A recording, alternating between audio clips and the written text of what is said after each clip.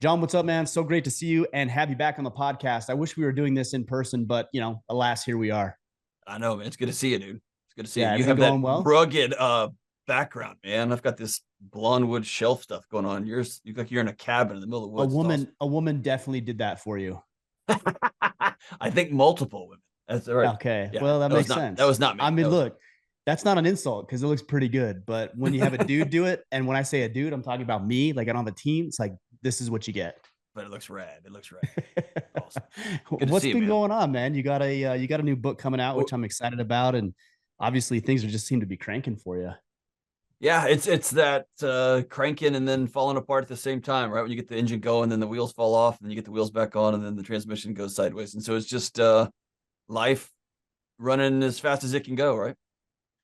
Is that as a therapist, is that pretty much the way that it seems to go for most people? It's like you're on top of the world 1 minute, and then the next minute you get kicked right in the balls, and you're like, wait, what happened? Well, I was recovering from getting kicked in the dick. Uh, I wake up and like my whole world is crumbling around me. So is that pretty common? Well, I mean, what you just described, that's the human experience. I think the lie we've told ourselves the last 100 or so years is that there's some sort of mountaintop that you can get to where none of that happens anymore. And that's Mm. just, I think all of us are looking around over the last 4 or 5 years, especially, and saying, hey, I don't think that's true. And we don't have a psychology for what you just said, which is that's most of our life.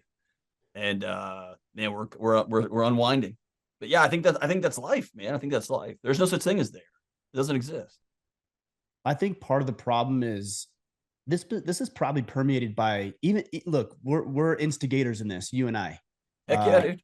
and social media where it's you post all the highlights and you post how good everything is and how wonderful and all the money you're making, all the girls you're seeing and all the amazing adventures you're going on, and people are like, wait, that's not my life. Like, what am I doing wrong?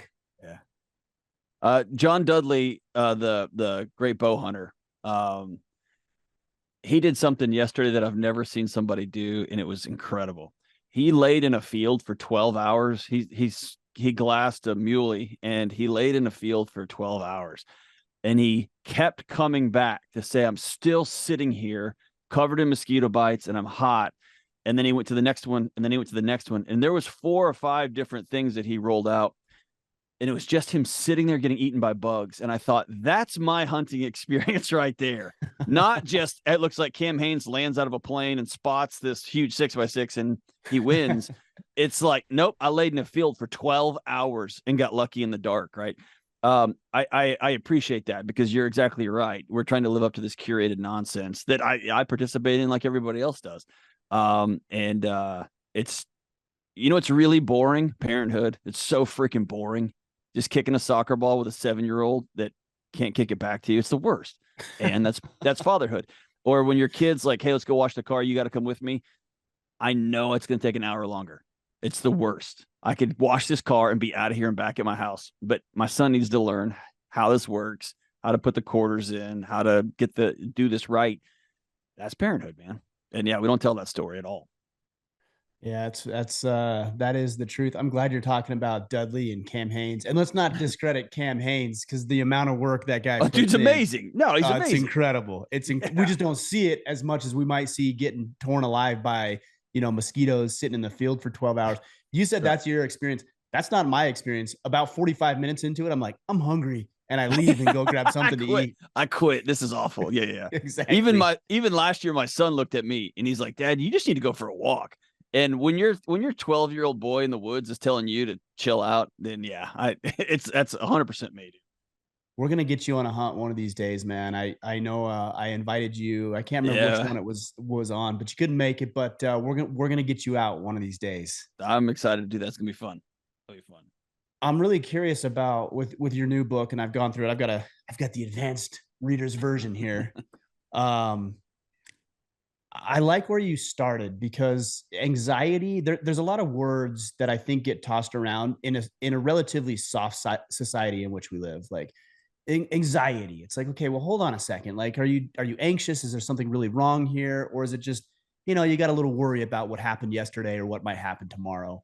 And I think we tend to, especially in the circles that we run in, dramatize everything. Like everything's dramatic, everything's hyperbole, everything's the world's gonna end and democracy's gonna die. And how do you define anxiety? And my secondary question to that is what's healthy? Because we wouldn't have that feeling if it wasn't supposed to serve us in some way. At least that's my perception of it.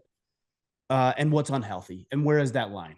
Yeah, that's a great question. So when I was a snobby academician, I guess, I was really hell-bent on trying to be a gatekeeper, if you will. Like, anxiety is a clinical term that can only be used in a clinical setting, and any use outside of that it's a bastardization of the word, and you don't know what you're doing, etc. And I think it's like the time I about 7 years ago, I decided, screw smartphones, I'm getting a flip phone, and I'm not doing this anymore. But everybody texts, and so I was driving down the road, and at stop signs, I'm like pushing the buttons a whole bunch of times, and it's like bum bum bum bum A, bum bum bum bum R, and I was like, this, like, if everybody's speaking Spanish, you can't speak English, and so it just became a bit of snobbery, and so anxiety is it's jumped the shark. It's become a colloquial. It's part of our culture, right? It's just a word that just says I'm uncomfortable, but it's burnout. It's that chronic stress. It is that world. It's just your body trying to get your attention is what anxiety is. It's when your body says, hey, we're not safe here, or hey, something is not okay in this environment. That's all it is. It's an alarm system. I think when you know you've got a problem is when it's pervasive and it begins to interrupt your day, and you start finding numbing behaviors to escape the alarm system sounds, or you wake up and your heart rate's already beating. You wake up at 3 a.m. and you can't go back to sleep, and that's when you head down the Ambien route, or you grab another drink and another drink, or you start texting that woman back, or whatever the thing is that begins to distract you from yourself, or you play video games from 3 a.m. until 7:45 and you're late getting out the door. It's when you start creating a world around this alarm system. That's when you got a problem. Yeah, I mean, that's what it was for me. I don't like talking about this, but I do. And I can tell you the minute I started talking about it, I started helping hundreds, if not thousands of more men. Is I was so anxious that I'm like, I gotta have a beer. Yeah. I gotta have a shot. Like I gotta down that pint of whiskey. And that's what I was doing. Like by the time I stopped drinking, I was downing half a pint a day of whiskey, and it's like the cheapest whiskey I could find with the highest alcohol content. Cause all I And was here's worried about is like getting rid of this like anxious, that buzz. Yeah. overwhelmed feeling, Yeah. is so stressful. Well, and the thing about alcohol is it works. It does. It shuts it off. Temporarily. It pulls the batteries out of that alarm system and shuts it off for a minute, right? Until it ruins everything else, right? Until your house burns Right. down around you, right? Yeah. Or your family leaves you or, whatever. That's exactly right. Yeah, yeah. And so that, like Yeah. that, following that analogy all the way through, is if anxiety is just an alarm, it's just a smoke alarm in your living room, and you go up there every morning and you pull the batteries out. That's cool, man. That shuts the alarm off, but your house will burn down, right? And your family will take off on you. Your boss will say, hey, we don't want your work anymore, or your work will begin to slide and suffer. You're going to pay the piper at some point. And that's the whole point of what I've been trying to figure out in my own personal life is, when do I know to turn and stare down these sirens, head straight towards the alarm instead of numbing from. So the concern I have with that, and not necessarily with what you're talking about, just the traditional advice that we get, and I've heard this a lot, is like, oh well, if you were happy with your life, you wouldn't have to drink. I'm like, that's bullshit. No, that's Like stupid. That's I stupid. was actually happy with my life. Like I had an 18-year marriage. I had kids that I love, still love. Mhm. I have a business that's thriving, that's serving thousands, if not hundreds of thousands of people. Like I'm pretty happy with what's going on. It isn't just a matter of like, oh, just be happier. Or what was the other one I would hear all the time is like, oh, well, if you were satisfied, like this kind of nonsense. I'm like, I don't No, know that's if that stupid. shuts it off. It didn't seem to work for me. Here's the I think happiness is a stupid destination. It's a stupid place to aim. And I think that what was the other one you said? It made me even cringe. Satisfied or Satisfied. fulfilled or God something. almighty. It turns fulfillment into, it's like telling somebody, man, if you would just stop being hungry, like that's a stupid thing to say. Doesn't make any sense. So here's the nth degree. Here was one of my big dirty secrets is I am on the radio all the time. I'm teaching kids and I'm teaching families how to connect with their children and better ways to parent and emotional and psychological health and all those things. And I had a 5-year-old, 4-year-old, 5-year-old, 6-year-old, 7-year-old daughter over the course of a span of several years. Ryan, she wouldn't hug me. She wouldn't be close to me. And I'm not a violent guy. I'm not loud. I don't ever yell. I don't hit anybody. Like, she wouldn't be near me. And it was one of these like things that haunted me. Why won't my own freaking daughter give me a hug in the morning? And at first it was kind of funny. And then it was like, she's just weaponizing it because she knows she loves you, blah, blah. And it was eventually my wife that said, John, you're the one always prattling on about neuroception. Like, your body's always scanning the environment for what's safe and what's not. What is it inside your chest that little girl's body is telling her that guy's not safe? And that's the first time I went and sat with a trauma counselor and said, look, I've made more money in the last X number of months than anyone in my family has ever done. I've got a great marriage. I've got 2 healthy kids. I have my home on the acres outside of Nashville. Like, I've won the game. And she golf clapped. My therapist literally golf clapped, dude. And she's like, congratulations. And that started a process where I had to work through and say some things out loud that I had never told anybody. I've been married for 21 years. I never said anything out loud. And we sat down and went through it. And I went through some hard stuff. And now, I got to tell you, last night, I said a sentence out loud last night that I couldn't believe I said, which I told my daughter, get off of me. You have to go to bed. I can't keep her off of me now. And that's so awesome. That wasn't me searching for happy. That was finally teaching my body that we weren't safe then and now we're okay. And that's what alcohol helps cover up, man. It's that rattle, right? That has nothing to do with happiness. That has nothing. Happiness is cocaine and gummy candies, man. It's a temporary firework show that you chase. Satisfied, man. That's an Instagram word if I've ever heard it. And telling people to be satisfied as though it's a directive or a character issue is even more insane. It's about teaching that nervous system, we're okay here. And if it's not okay, then it will continue to get your attention and get your attention louder and louder and louder until you burn everybody in your sphere down. I've got so many questions. So I was going to ask another one, but since you said we're okay here, I'm going to riff on that for a minute. When you say we're okay here, like, I don't ever feel easy personally. I'm just going to explore this through my lens, and hopefully enough other guys like are kind of in a similar boat. Yep. But I don't feel okay here because I feel like I'm ambitious, I'm hard charging, I'm driven. And so, like, I'm not okay here. I'm not okay with this podcast studio. I'm not okay with, my level of interviewing. I'm not okay with my financial prosperity. Now, by any objective measure, you could look at it and say, this guy's pretty well off. He's got kids that love him. He's doing well financially. He's somewhat intelligent. Somewhat. That's hyperbole. But the jury's out. That's right. But still, I don't feel satisfied. Like, I don't feel like I'm okay here. Like, I do want more. And so, at what point do we have to let go of the future a little bit? You talk about that in the book, and just be present in the moment. I'm kind of wrestling with that personally. I think it's when it's the same. It's that gap just on the other side of the moon. It's that gap between guilt and shame, right? I did something stupid and I am stupid. I made a bad decision. I cheated on my wife. I'm a piece of crap cheater, right? Which I didn't do, by the way. I just want to make sure I clarify that. No, open that up. There's a difference between, dude, I have a vision for this thing and I'm going to keep chipping away and chipping away and chipping away. And I'm the same way, man. Even we had a half-day retreat yesterday with me and my manager, and he was like, hey, can we just pause for a second and look about the last 18 months? We're good, man. We're good. What I did not have a psychology for, and I can tell you a story about me and my wife that will haunt me till the day I die in a both a good and negative way. I didn't have a psychology for enough. And what I realized is, if you're chasing down a better studio and bigger numbers and better financial security so that your nervous system will shut down, will slow down, you'll never catch it. It will constantly get your attention. If you do it because you're chasing excellence in your craft, well, dude, that's a totally different game, man. That's flow. There's the reams of psychological data on that. That's where you find peace. I want to become a better guitar player in my 40s just because I love playing guitar. And there was like 4 or 5 solos I couldn't play as a kid because I wasn't that good. Not if I don't do this, I'm a loser and I'm finally going to get some peace. That's not, you can't chase peace down that way. That to me is the difference. And I really, look, man, like look around.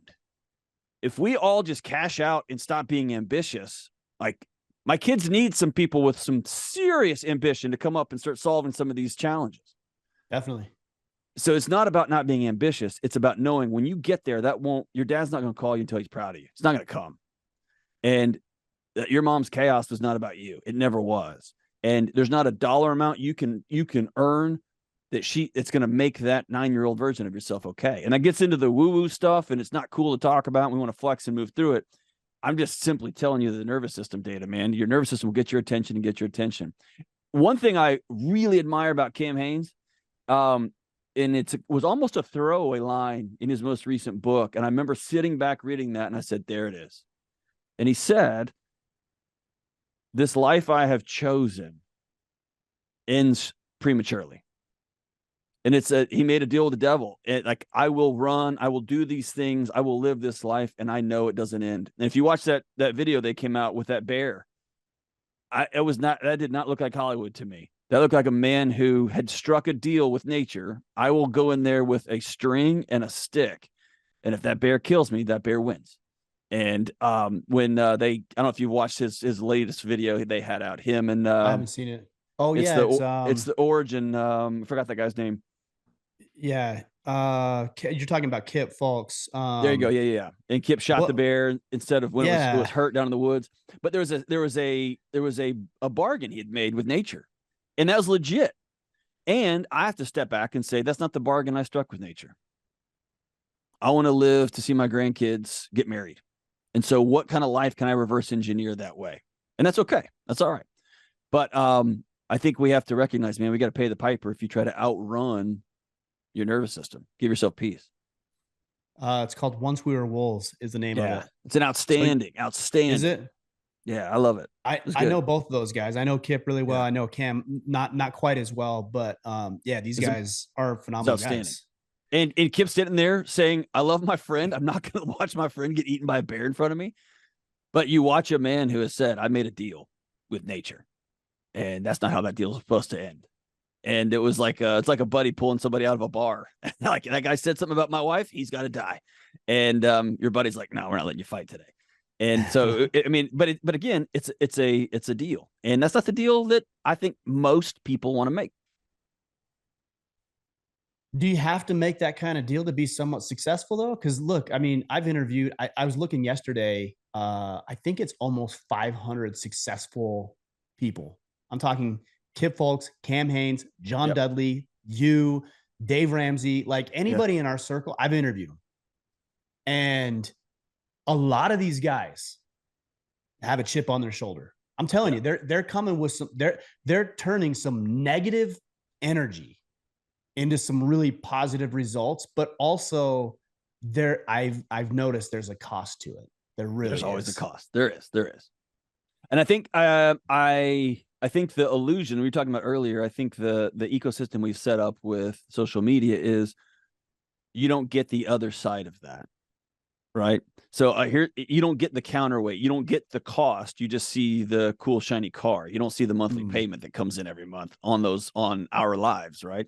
And you're the same way. I think you're right. I don't know that you can gently head into transforming something significant. I just don't think you can.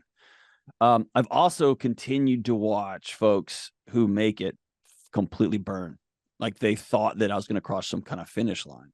And it doesn't exist. That line doesn't exist. And where you see people make the great turn is someone like Dudley, who his mission becomes, I will be a great teacher. And that's a totally different transition, right?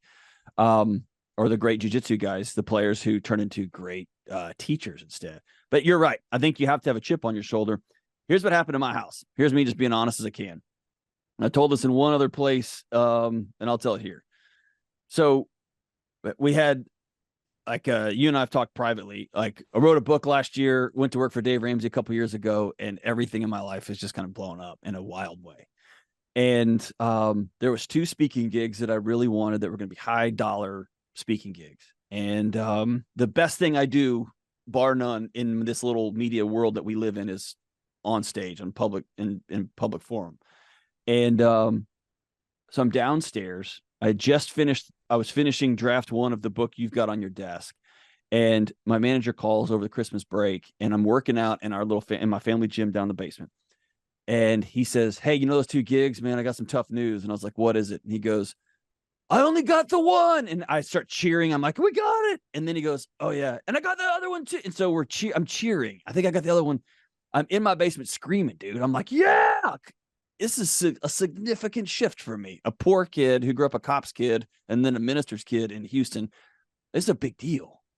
My wife comes down and she goes, "What are you yelling about?" And I was like, "I got this thing. I got this thing."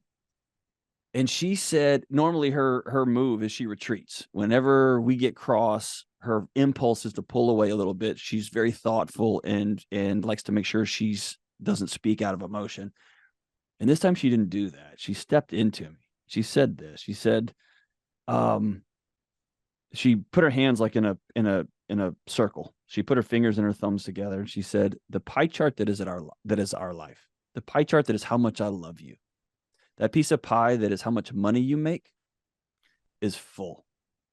And she said, then she went on to say, the scariest phrase I think I've ever heard her say, which is, "John, we have enough. So take those gigs if you'd like to. Take them.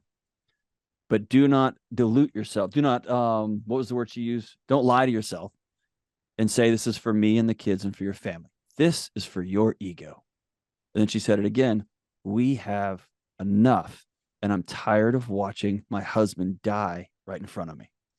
And what I realized in that moment was I did not have a psychology for enough. I didn't have a psychology for rest. I didn't have a psychology for, dude, there has to be breaks in between rounds. That's why MMA fighters have breaks. That's why they only fight every 3 months. You can't do that every week.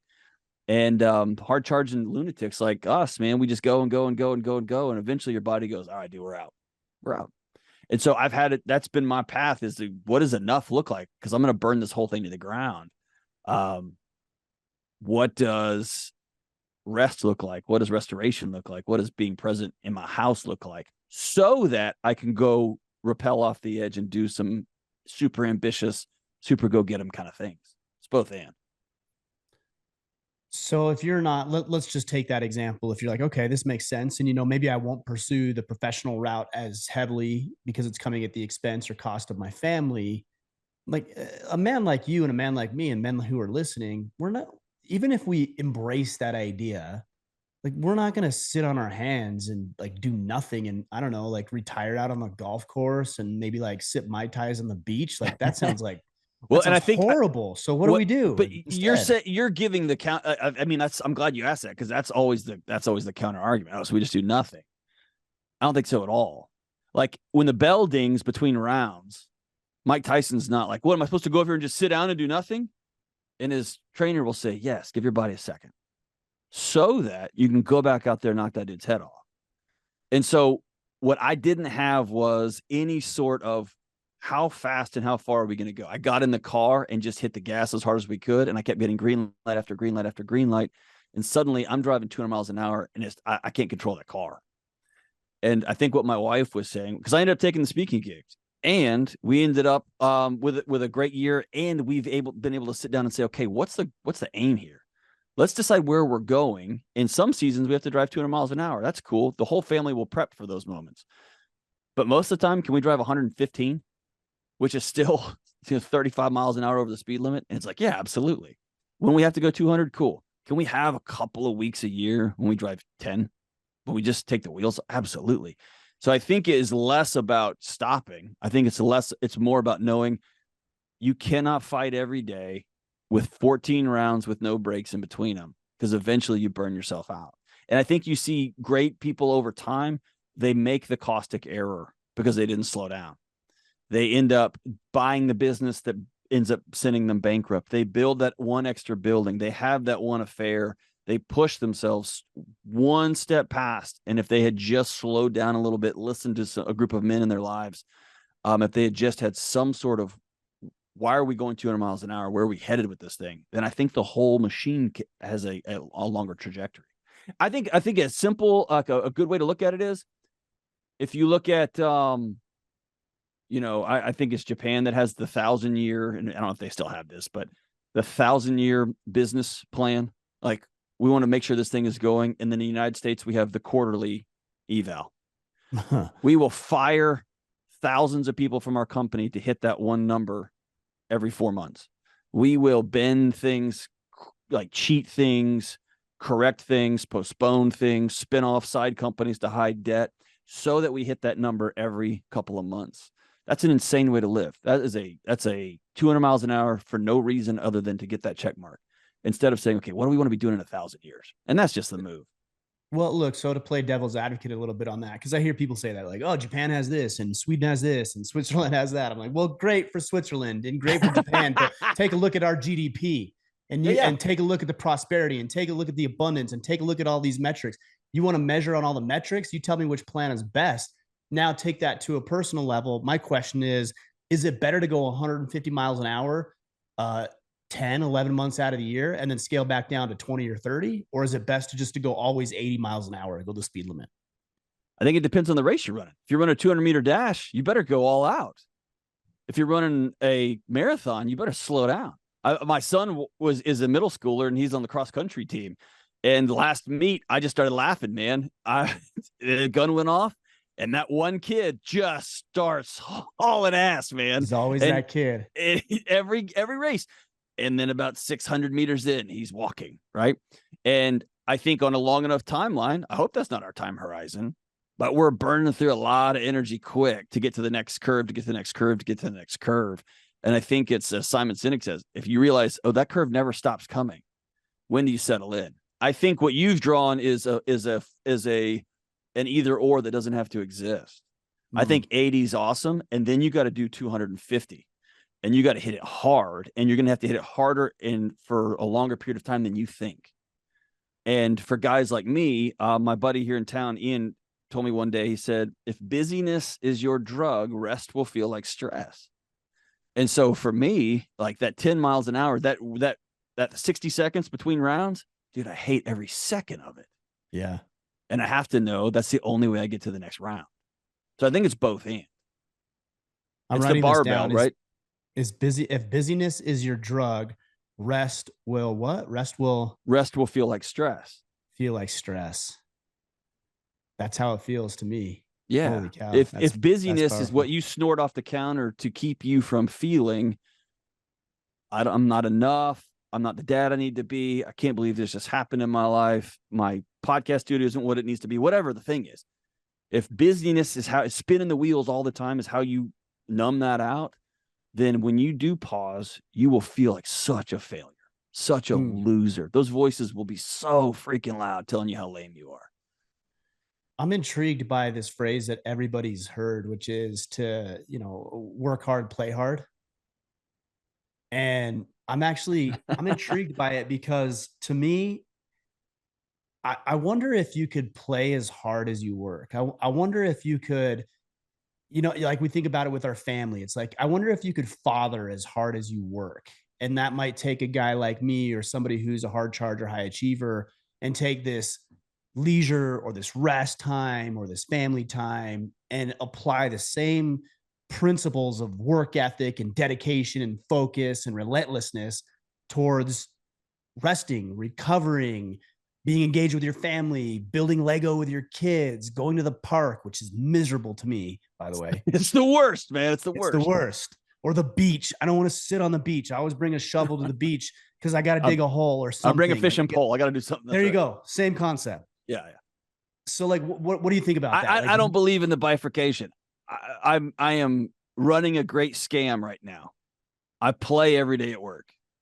And when I was showing up in the middle of the night to sit with people whose kids had just taken their life, that wasn't play in the like basketball kind of sense, but it was something that I loved doing because I thought it was I knew I was good at it. I knew I'd practiced it. I knew I was at it. So it had the components of, play is a harsh way to say that, but it had the very similar components to it. I understand what you're saying. And so I think the idea that you have to do one or the other, I wrote about this. I told the story. It's kind of a throwaway story in the book, but it was maybe the harshest moment for me.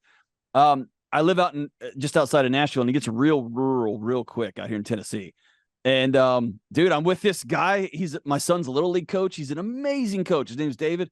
And we were just having a drink, hanging out one day after practice, and our boys are playing together, just running around the restaurant, whatever.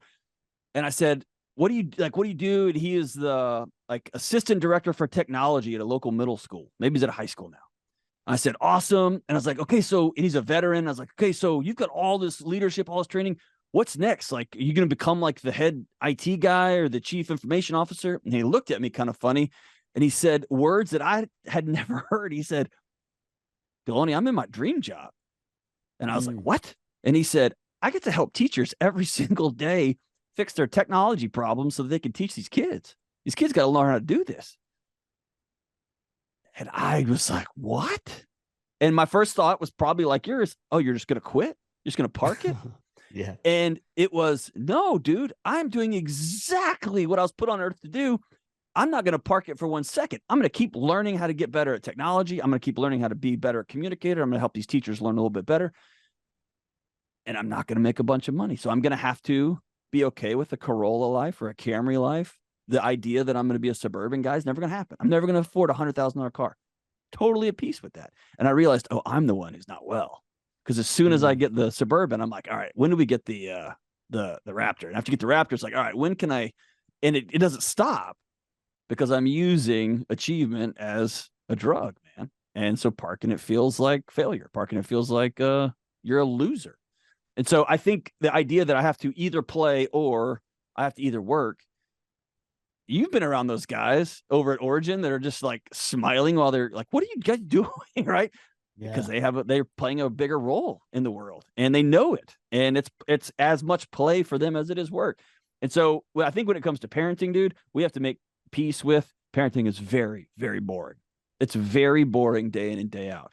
And we have to make peace with that discipline of, I just got to keep showing up. I got to keep showing up. Same as lifting weights, man. Some days the squats are awful. They're boring. They suck. You get through set 3 and you got 3 more to go. Okay, we've got it. I can just quit. No, I got to do the other 3. It's going. Kicking the soccer ball, your kid. It's going to the stupid park again, right? Yeah. That's it. I think it's just discipline. You keep showing up. You keep showing up. You tell your kids over time with your behavior, you are worth the most precious resource I have, which is my time. And I showed you that over the last 18 years. And that to me that's just discipline, man. Because it's not always fun. Yeah, for sure. You take your kid hunting, you're gonna miss deer, right? You're gonna miss them. Yeah. Because your kid's like, Dad, I gotta pee. Oh, God, dude, like it's where we're at, man. It's part of it. Yeah. I was thinking about it when I moved back to Utah. I've got in my garage out here, I've got a 99 Toyota Tacoma that I love. I've had the thing for almost 20 years. Actually, 21 years. Yeah, 21 years I've owned that thing. And I didn't take it to Maine, but when I moved back, I picked it back up and it didn't run and everything else. And I have had so many people like, oh, trade it in and upgrade it. I'm like, I'm not trading this thing in for nothing. And You've depreciated it all the way out. I love it, man. I love this thing. And so I've still got it out there and I'm not trading it in, but you know what I'm doing? I'm investing into it, right? Like rhino lining the bed. I'm going to lift it. I'm going to put some new tires, put some new wheels. I had to buy these stupid little keys to get the old stereo out so I could pull that out and put a new stereo in that has Bluetooth. Yeah. Like I'm not trading the thing in. I'm just enhancing what already is. So I'm still progressing and moving forward without having to trade it in or think that, I'll feel happier if I have a 2024 Toyota Tacoma instead of the 99 Toyota Tacoma I have today. Well, and you're building a non-anxious life. You're deciding I'm going to spend $5,000 here that I have in cash and I'm going to make this thing new. I'm going to make this thing whole again. And I've already depreciated it completely out. And my identity is not found in the newest, shiniest thing that I'm going to have to continue to chase for the rest of my life. And I'm not going to enslave myself to Toyota Motor Company. And they're going to tell me what I'm going to do every month. They're going to tell me how many podcasts I release because I owe them. Right. I'm not going to live like that. And when you unhook yourself from the matrix in that way, then you wake up. Just watching you smile talking about that truck is like made me in a better mood, dude. That because you have unhooked yourself from the matrix and you have said, no, dude, I'm going to make that thing beautiful again. And hey, not to get all religious. That's the gospel, dude. That's resurrection. That's renewal. That's all things new. That is saying there's still value there, and I'm gonna go make it. And I think that story pulses through our culture, dude. And if we're willing to go look for it and find it. I like what you just said. I take notes as I do this. I've got a bunch of notes from all my guests, and I'm taking notes. And you said something. You said there's still value there. I think there's a lot of guys, and I felt this way, and at times even now I feel that way. Like, oh, what value do I have to add to the world? Here I am, tarnished and diminished, but what value do I have? There is still value. It's inherent. It's in you. We just have to uncover and explore it. And the other thing I wrote about play, because you were talking about with your psychology practice and therapy practice, like it plays not the right word, but if we extract the characteristics of play, here's what I wrote down. There's intrigue, there's fascination, there's wonder, there's curiosity. Those things can exist in dire situations when you're dealing with people's horrific situations, and they can exist when you're trying to make a little round basketball into a little round hoop.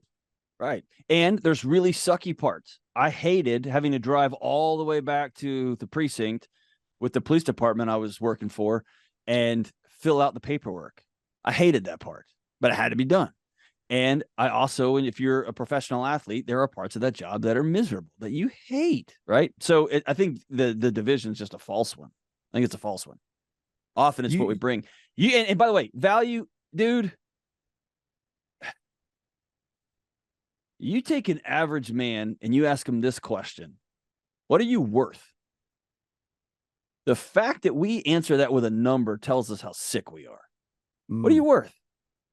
It's all of your 401 stuff and your retirement and your pension and what you have in the checking account and those 2 guitars and your uncle's chest of drawers he left you. What are you worth? Anytime you answer that with a number, you have missed the mark. And I'm convinced what are you worth is answered. Who do you love and who loves you? That's what you're worth. And that other crap will take care of itself. That's where you talk about like people like Dudley, people like Dave Ramsey. And I haven't spent time with Dudley. I've spent a ton of time with Dave. That guy is obsessed, I would say pathologically, with making sure other people have tools to help their lives be better. Dudley appears to be pathologically obsessed with helping people cut through the nonsense and become the best archer they could possibly be. Absolutely. And when he hears charlatans, it makes him bananas. Cam Hanes appears to be obsessed with elk hunting, but honoring that animal, I will not leave 1 second of my life on the table in order to give that animal the most dignified passing it can get, the dignified death that it can get. So when you start looking at my value is I will lay down my life for all of whoever's out there, whoever this audience happens to be. You're getting into a totally different ball game. And I think most of us see hard chargers and look at their bank accounts and say, how do I get that thing? How do I get their influence? It is, how do I find something that I'm willing to lay down everything for? And that's pretty significant. How do you find that?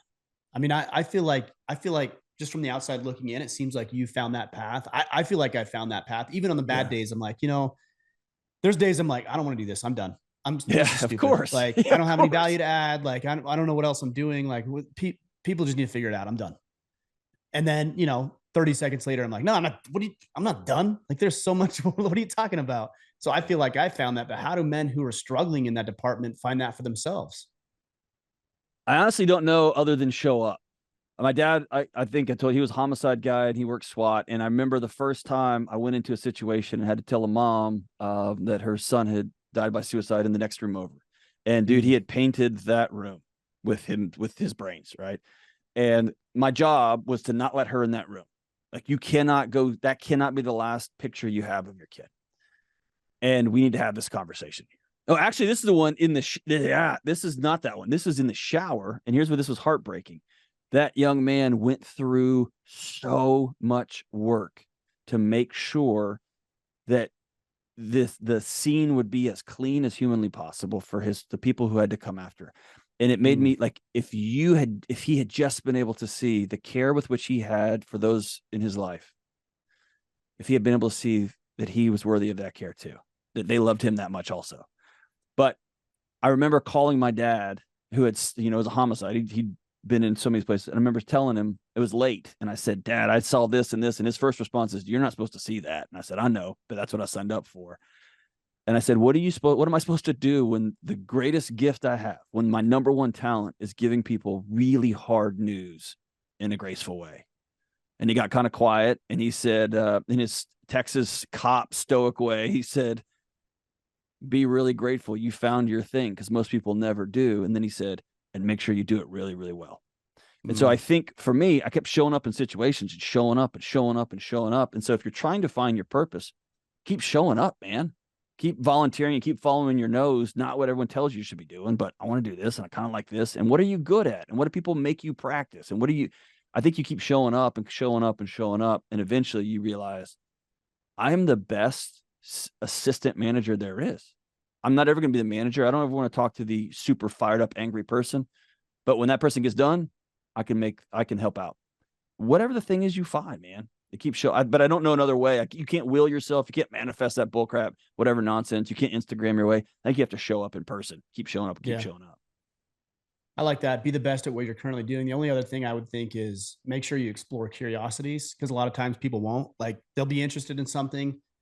Like hunting is a great example. Oh yeah, you know how many guys I hear that are like, I want to hunt. I want to learn how to hunt. I'm like, cool, go on a hunt. Here's a chance. Like, well, I don't know. I'm busy. Exactly. Finances are tight. I don't know if my wife would appreciate it. I'm like, okay, then then here's to do. You don't want to hunt. You want to hunt. That's okay. Yeah. You want to have that Instagram picture. It will never be worth it. And when you're holding a dead animal, an animal that died, you're going to feel so disgusting if you shot that animal for a photo. If that family, if that animal, my son and I have a ritual, and we pray over the animal and thank it for giving up its life so that our family could eat. And when you honor a part of a process that way, that's a totally different ballgame, right? But people want to do a whole bunch of things, man. I want to be in the car so bad. I do, man. I so bad. And I drive a Highlander, man. I have a Highlander and an old pickup truck, and it's got good gas mileage, and that's kind of what I care about right now. I so bad, Ryan, want to do these things. But that's not going to be my thing, and that's all right. That's all right.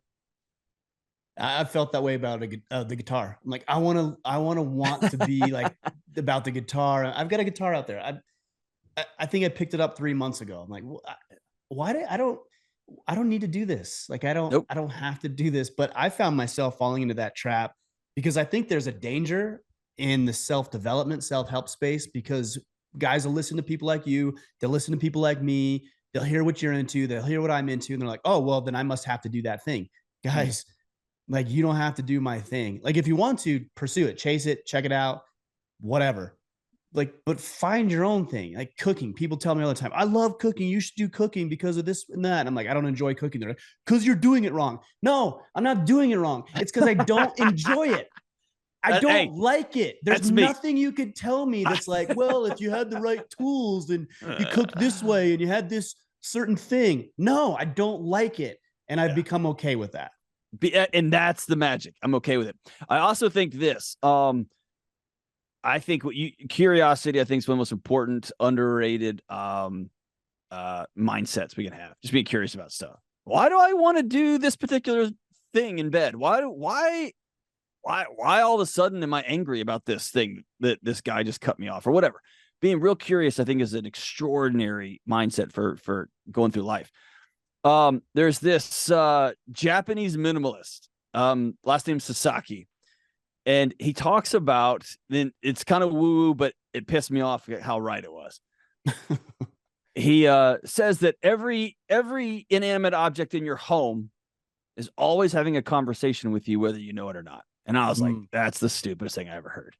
And then I went down, and in my basement, I have in one corner all of this lines of bookshelves. And I come from higher ed. I'm a nerd, so I've got books everywhere that were huge virtue signals to anyone who came into my office as to look how smart I am. Look at the books I've read.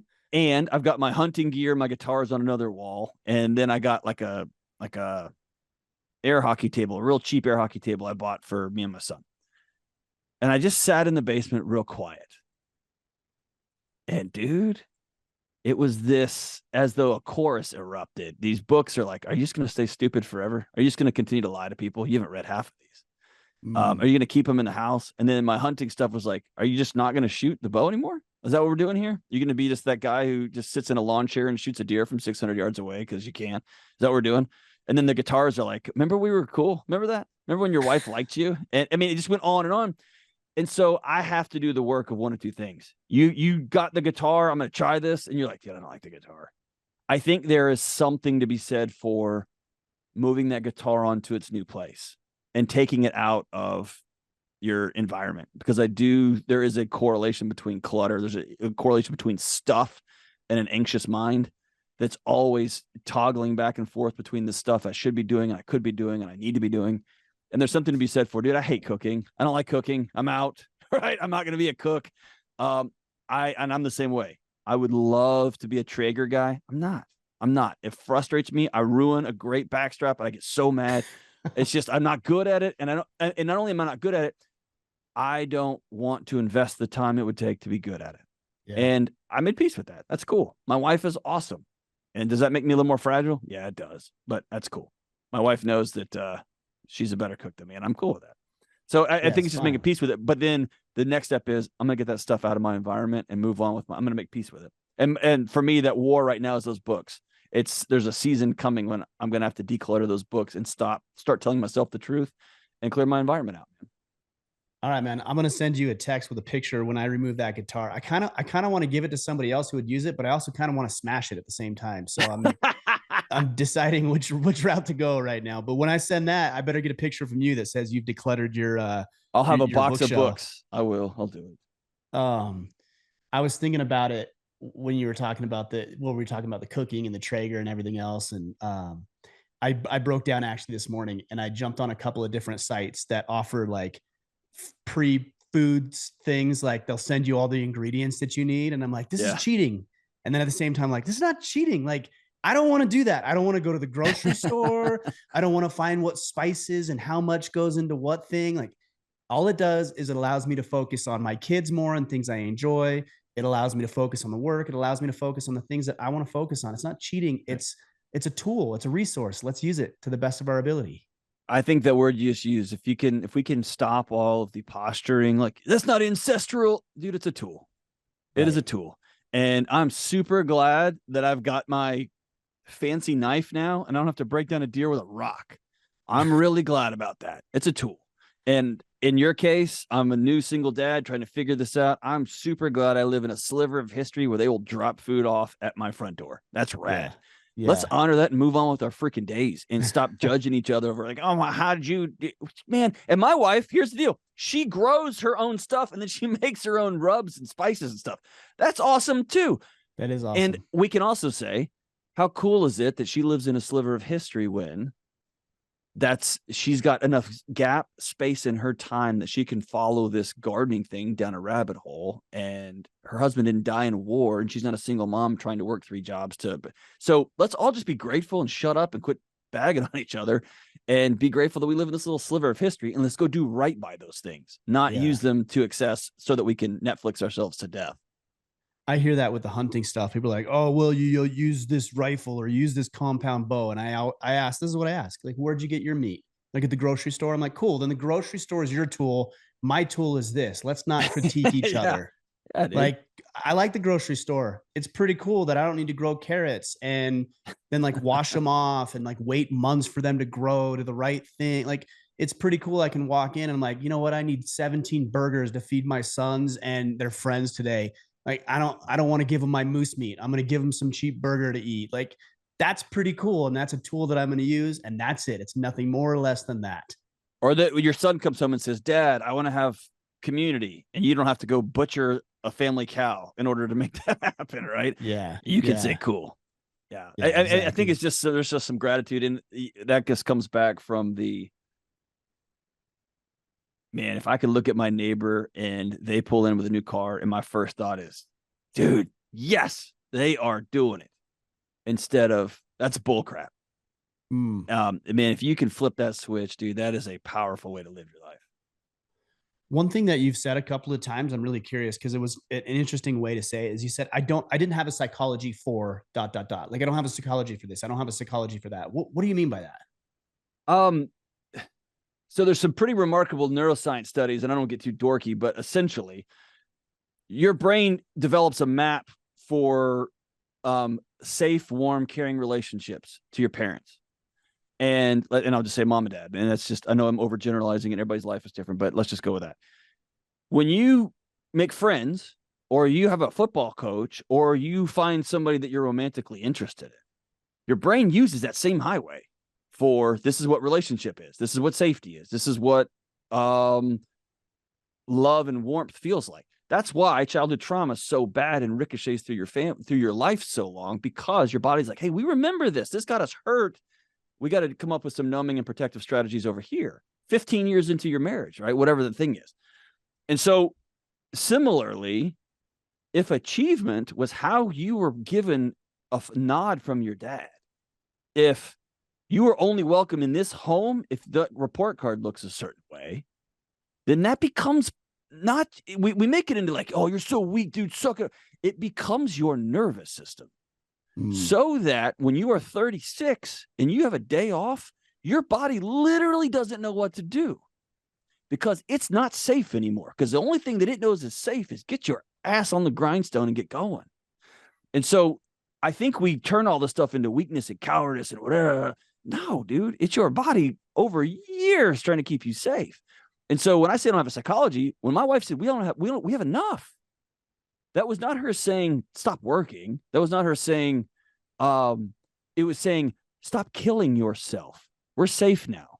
And that's when I was like, oh, I don't have that map upstairs. That map doesn't exist. I'm going to have to practice that map and literally let my body and brain catch up to, I'm feeling really anxious right now. It's Saturday morning. I've done all my mowing. I've done all of my work. My kids are off doing their school things. The smartest thing the best thing I could do for my family is to take 2 hours and read this book and prop my feet up. It's a rest between rounds for my family. I'm gonna have to practice feeling awkward and uncomfortable and like a loser and like I should be doing something. And then I'll go hit it up in a couple hours. But right now, the greatest gift I could give my family is to be rested and of one mind. And dude, I just have to practice that, because I didn't have a psychology. I don't have a wiring for it. It's new. It's a skill I don't have. How do you know what maps to follow though? So for example, I'll give you a couple examples. Your example is sitting down, reading a book, kicking your feet up.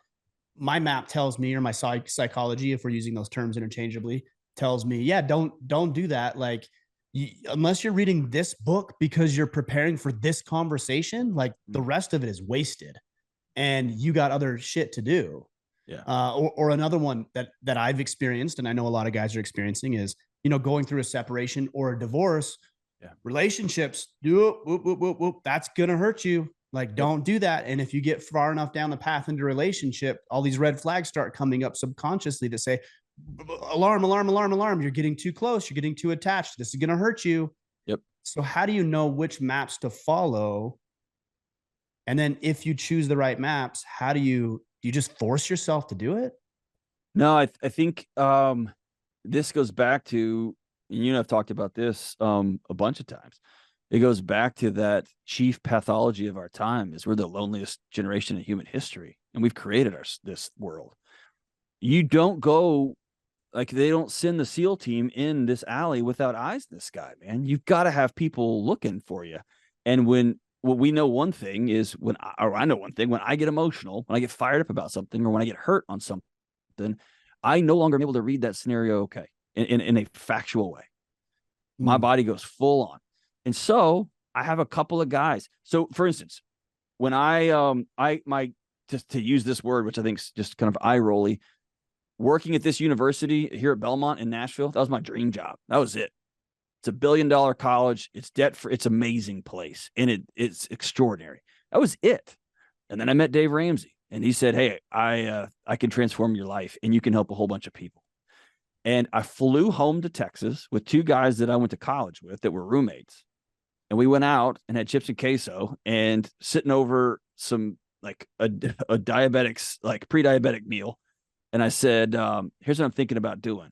And both of them said, because I was emotional. Number one, I'm with this icon. I'm emotional because I'm at my dream job here. I'm emotional because I still have the psychology of a poor cops kid that everyone's out to get us.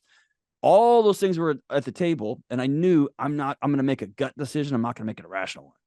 And my buddies, I sat down and laid it out the picture. And one friend goes, I think you're crazy. And then he got quiet and he goes, I think this is right. And my other buddy said, I look forward to hearing you on the radio. That's how I answered the question. And so I couldn't see it. And so I had people in my life that I could balance that off. And so in your situation, you're going to date somebody if you haven't already, and you're going to get 3 months in, and your body will do its best to find every red flag it can find. It will stop you from hurting yourself. That's its job, to keep you from going over the cliff. And having 1 or 2 guys that you go, hey, is this like, she does this and I love it, but man, I get all wigged out when that happens. And they're like, no, dude, everyone does that. That's awesome. And you go, okay, all right, I'm going to head back in, right? Or if your body's rattling, get your attention, you can say, hey, I think I'm going to back out of this. And they'll go, yeah, you're right. You're right. And so I think I outsource some of that stuff to a group of men that I trust, which is why what you do is so important. It teaches men how to have community. But I outsource that stuff, especially at the beginning, because I'm untrustworthy when I'm fired up. I'm writing these down. Untrustworthy. That's interesting. I'm emotionally untrustworthy. I'll say it that way. I always tell the truth, but I'm emotionally untrustworthy. I like that. Yeah. And dude, my feelings, they're not, you've heard this as an old internet trope by now. Our feelings are not designed to tell us the truth. That's not their job. Right. Their job is to keep you not dead. That's it. And so when your boy's running into the street chasing a soccer ball, you scream, you're going to get hit by a car. There's no car coming. You're just trying to get your kid out of the street. Right. The job there isn't 100% truth telling. The job there is don't get out of the road. And so feelings, that's not their job, man. It's not their job. But man, they sure sound like they're telling the truth. They tell the truth. Very, very convincing. We'll say it that way. Very convincing. Yeah. Well, John, I appreciate it. Man, we didn't really get to the book, but we talked about it even before we hit record. Are we done? Wasn't to get to the book. We're done. That was an hour, man. Believe it or not. Holy smokes. I don't want to talk about the book because guys can just go read it. Like, I don't need to tell you what it's like doing a presentation with PowerPoint. It's like if you just wanted to read the PowerPoint, I'll just send it to you. You could read it on your own time. So I would suggest the guys can read the book on their own time. I would suggest they do, but I wanted to have a different conversation than just what was in the book. Of course. I appreciate that. And I want to end with this, dude. 2 things. One, again, thank you for hospitality. You're one of the few guys in this space I can count on, even just to shoot a text and say, you doing okay? So I'm grateful for that, man. Yeah, likewise. The second one is, let me say it like this. All the things we were talking about is not an excuse to cash out of your life. It is not an excuse to not go to the gym. It's not an excuse to not be the best you can possibly be, and then some, at your academic endeavor, at getting your grades, at signing up for military service, at doing your job, at being a parent, whatever, trying to go back in and figure out your marriage, or to like start over again. You do these things so that you can do that. You eat good food so that you can show up at the gym. You exercise so you can show up in real time. You get good sleep so that you can be clear-headed in the morning with your kids.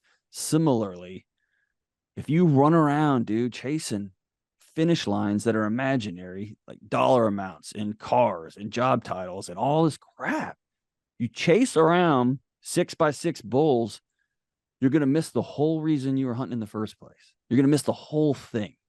And so all this crap is not a chance. It's not the wimpification of everything and like, oh, it's just soft. No, dude, it is teaching fighters. You have to sit down between rounds. You have to, so that you can come back in for the next round fully ready to go. And I think it's a both and approach that we have really kind of missed. We've hit that pendulum so far the other way that we have to catch it in the middle and say it's both and. Yeah, that's powerful, man. We'll tell the guys how to connect with you, where to pick up a copy of the book, and learn more about what you're up to. Yeah, I mean, you can go to johndelony.com, same as always. And I think if it comes out October 3rd, you can get it on Amazon. You can get it everywhere. You can get it in the stores and everywhere.